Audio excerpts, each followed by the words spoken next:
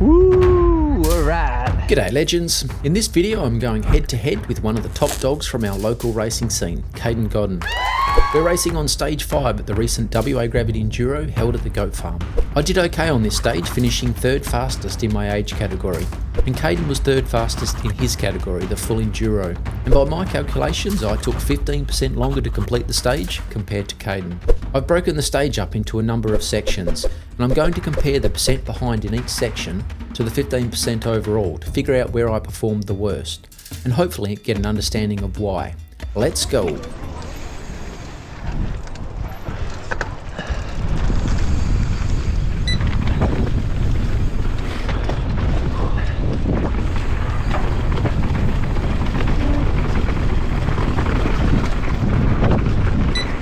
Straight out of the gate and I'm already behind. I think Kaiden was better able to stay off the brakes on the fast, loose descent, but compared to the 15% for the stage, this wasn't where I lost most of the time.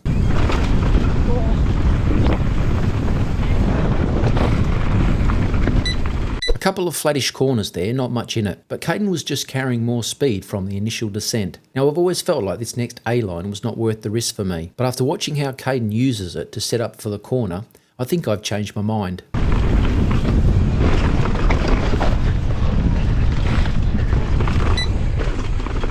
Ouch! Overcooking that corner really hurt me. Coming in slower or getting on the brakes sooner would have probably been better. Now I've always wondered just how fast the top guys go through this next rock garden, so let's find out.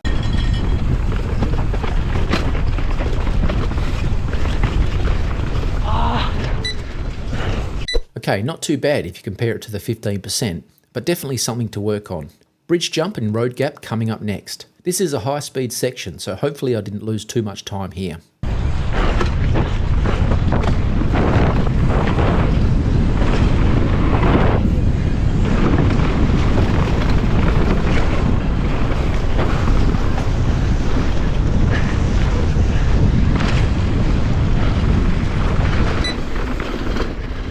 That was pretty good. I definitely could have braked less after the bridge jump, but I wasn't confident that I could handle the extra speed.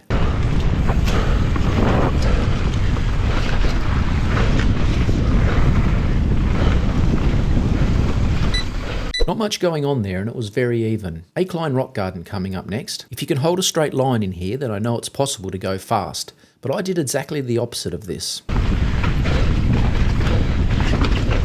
Ah, shit.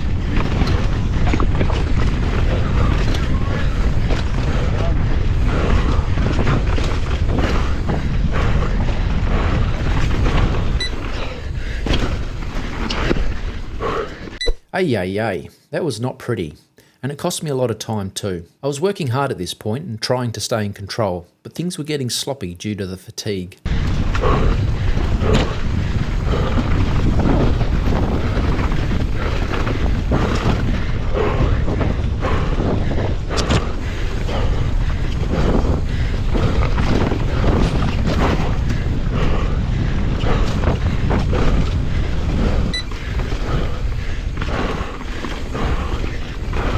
Yikes, I was out of steam at this point and it was costing me time. This final section had some weird corners that I struggled with, and damn, the final pinch climb was nasty.